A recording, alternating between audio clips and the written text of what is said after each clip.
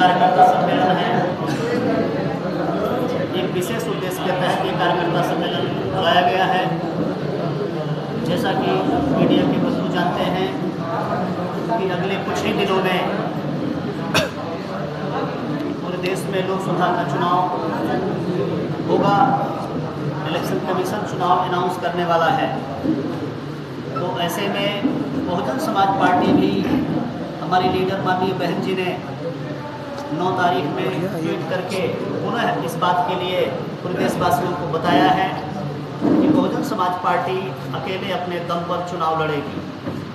उस कड़ी में मैं डॉक्टर लालजी मेधांकर बिहार प्रदेश में बहन जी का नुमाइंदा हूँ, केंद्रीय प्रदेश प्रभारी हूँ।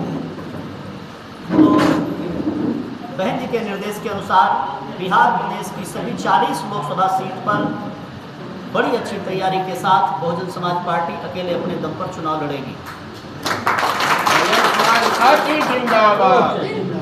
40 लोकसभा सीट में ऐसे तो हमारी सभी सीटों पर बेहतर तैयारी है, लेकिन बिहारवासी जैसा आप लोग जानते हैं पूरे प्रदेश में जो हमारा ये कैमूर जिला है, बगल में रोहतास जिला है और बगल में हमारा बक्सर जिला है।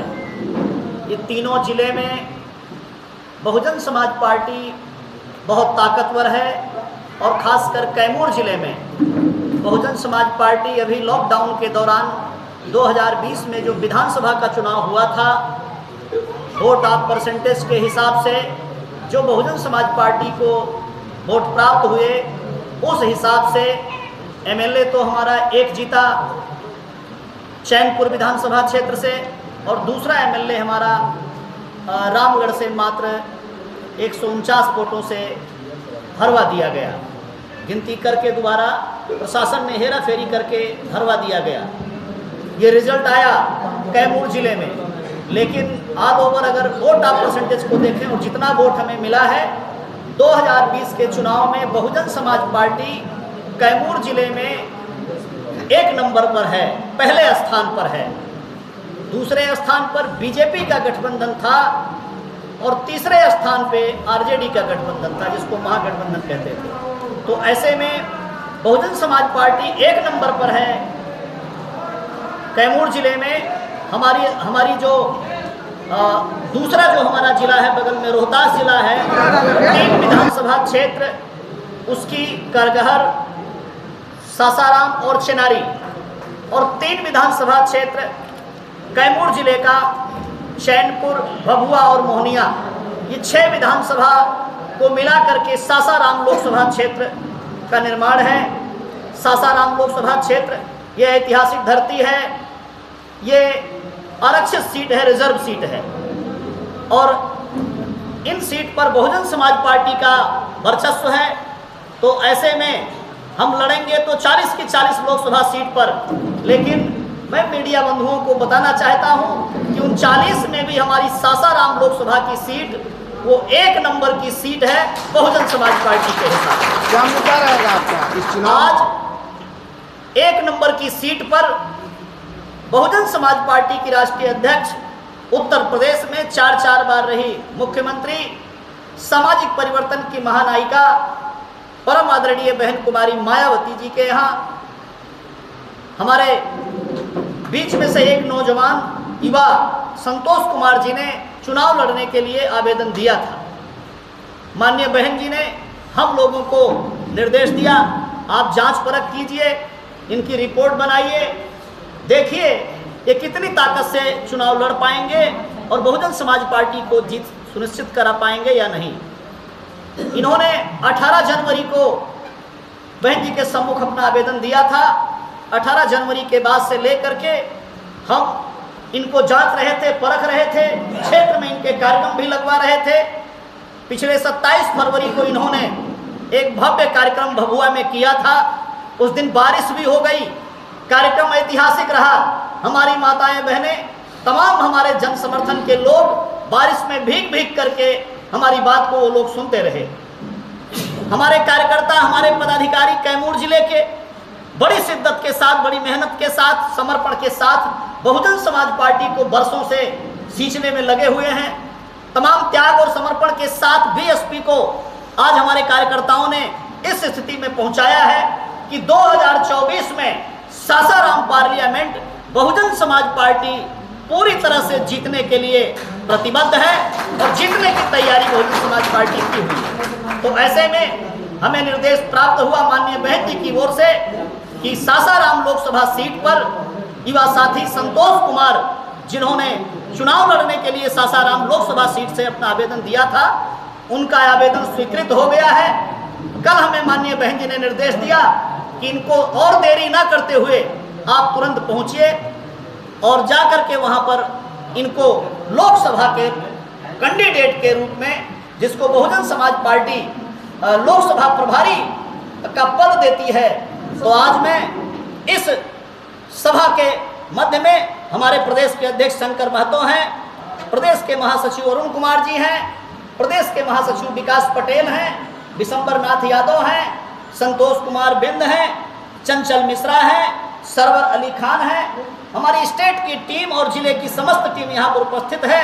मैं समस्त कार्यकर्ताओं पदाधिकारियों के बीच में माननीय बहन जी के आदेश की घोषणा करने के लिए आज ये संक्षिप्त में बहुत जल्दी में कल आदेश किया गया और आज ये मीटिंग बुलाई गई।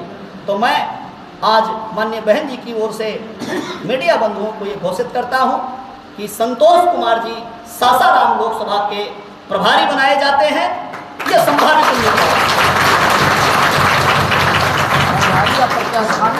प्रभारी प्रत्याशी हमारे यहाँ दोनों कॉमन है, जिनको हम चुनाव लड़वाने के लिए सुनिश्चित कर लेते हैं, उनको हम लोकसभा का प्रभारी बना देते हैं। वो अपनी लोकसभा क्षेत्र को उसी दिन से रात दिन लग करके तैयार करने का काम करते हैं। मुद्दे क्या रहेंगे सासाराम के लिए? तो अभी तक जैसा सासाराम लोकसभा का इतिहास है, लंबे अरसे से कांग्रेस पार्टी यहाँ सांसद जितवाती रही, सांसद बनाती रही, लेकिन कांग्रेस पार्टी ने ऐसा कोई कार्य नहीं किया सासाराम लोकसभा में कि जिससे जनता उनको पुनः लेकर के आए। और यहाँ पर जो अभी जो टर्म जा रहा है, इसमें जो सांसद हैं, तो जनता उनसे परेशान हो चुकी है, ऊब हो चुकी है। भारतीय जनता पार्टी को जनता उखाड़ करके फेंकना चाहती है, इसलिए बहुजन समाज पार्टी इस बार लोकसभा का चुनाव जीतेगी। मुद्दा क्या रहेगा?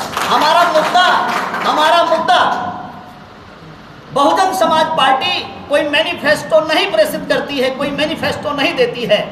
बहुजन समाज पार्टी बाबा साहेब डॉक्टर द्वारा निर्मित जो भारत देश का संविधान है, उसको लागू करना चाहती है, जिससे इस लोकसभा क्षेत्र में भी, प्रदेश में भी, देश में भी बहुजन समाज पार्टी का एक ही मुद्दा होता है। यहाँ के सताए गए लोग, वंचित लोग, प्रताड़ित लोग, शेड्यूल कास्ट के लोग, शेड्यूल ट्राइब के लोग, अति पिछड़े समाज के लोग, पिछड़े समाज के लोग, अक़लियत समाज के लोग, मुस्लिम समाज के लोग और अपर कास्ट में भी जो हमारे गरीब भाई हों, जिनको हक अधिकार से अभी तक वंचित किया गया है, उन सब का कल्याण करना, उनके वेलफेयर के लिए प्रतिबद्ध होना, यही बहुजन समाज पार्टी का मुद्दा होता है। लड़ाई किससे रहेगी, एनडीए से कि इंडिया से? रिलायंस ये तो जनता तय करेगी, लेकिन बहुजन समाज पार्टी से इन लोगों की लड़ाई रहेगी। बहुजन समाज पार्टी एक नंबर पे है, जो भी लड़ेगा, चाहे वो बीजेपी वाला लड़े और चाहे कांग्रेस वाला लड़े, उन दोनों को अब की बार 2024 में दोनों में से वो टकराव होगा कि दोनों में से तीसरे पर कौन जाएगा। अच्छा। बहुजन समाज पार्टी एक नंबर पे रहेगी, बीएसपी जीतेगी। अच्छा, बीएसपी में जो भी प्रत्याशी जीतते हैं, पलटी क्यों मार देते हैं? इसमें क्या कारण है? उसमें पार्टी कुछ नहीं करता।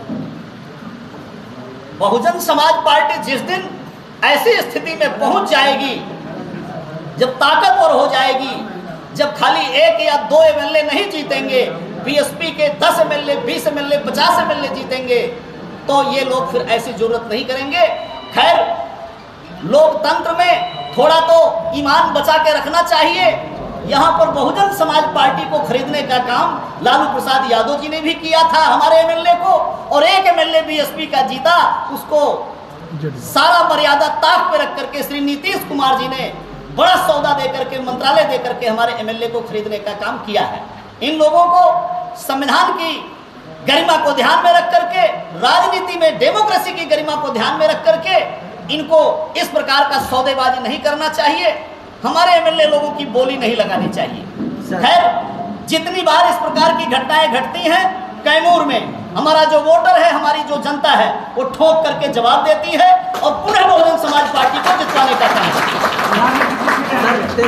सर तेलंगाना में जिस तरीके से बीआरएस के साथ अलायंस हुआ है, तो क्या बिहार में भी बीएसपी लोकल पार्टी से अलायंस करेगी? माननीय बहन जी ने अनाउंस कर दिया है, हम अकेले अपने दम पर चुनाव लड़ेंगे, यही सुनिश्चित है, यही बहन जी का। अच्छा, बिहार में 40 सीट है सर, कितने सीट जीतने का दावा है, क्या लगता है? हम चुनावी मैदान में हैं, जैसे जैसे चुनाव आगे बढ़ेगा ऐसे फिर आप लोगों को हम जवाब दे पाएंगे कि हम लोग कितने आगे बढ़े। क्या स्थिति लग रहा है बिहार में? बिहार में बहुत अच्छी स्थिति है। बहुजन समाज पार्टी इस बार लगभग 1.5 दर्जन सीटों पर बहुत ताकत के साथ लड़ रही है। और बहुजन समाज पार्टी का मुद्दा आपने कहा संविधान है, इसको कैसे आप करेंगे? बहुजन समाज पार्टी के कार्यकर्ता पदाधिकारी, ये हमारा परमानेंट काम है, लगातार हम लोग आवाज उठाते हैं। आज पूरे देश में जय जय जय जय जय भीम का नारा हमारे नौजवान बोलते हैं। बहुजन समाज पार्टी ने आज संतों गुरु महापुरुषों को ऊंचाई पे पहुंचाया है, ऊंचाई पे रखा है और उनके सम्मान को बढ़ाया है। बीएसपी अपने संतों गुरु महापुरुषों के सम्मान में, बाबा साहेब डॉक्टर अम्बेडकर के संविधान की रक्षा सुरक्षा में रात दिन काम करके अपनी जीत सुनिश्चित करेंगे। सर, एक तो कैंडिडेट का हम लोग बाइक लेना चाहते हैं। अब भाई तुम माला पहनाओ तो